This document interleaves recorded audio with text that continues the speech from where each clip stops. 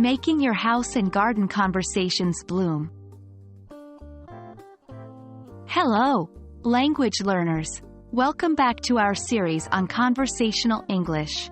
Today we're going to focus on a new and exciting topic: home and garden.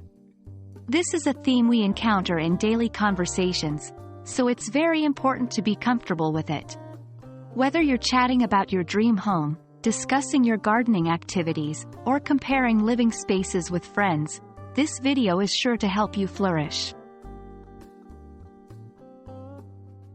Let's kick things off with some vital vocabulary. It's always a good idea to familiarize yourself with essential words and phrases before diving into conversations. 1. Living room, the main room in a house where people usually relax or entertain guests. 2. Kitchen, a room where food is cooked and prepared. 3. Bedroom, a room used primarily for sleeping. 4. Garden, a piece of ground, often near a house, used for growing flowers, fruit, or vegetables. 5. Furniture, items such as chairs, tables, beds that make a room ready for use. 6. Appliances, devices or pieces of equipment designed to perform specific tasks, typically household functions like cooking or cleaning. And there's so much more. Take time to explore additional words and phrases related to home and garden. Now that we're familiar with key vocabulary, let's move on to common phrases and questions used in home and garden conversations. This will help us converse naturally and with ease. 1.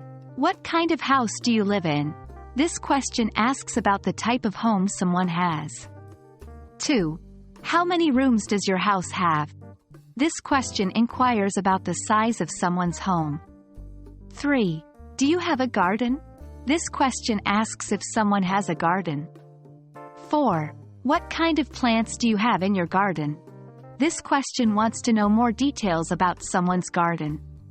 Remember, when you ask these questions, be prepared to answer them as well.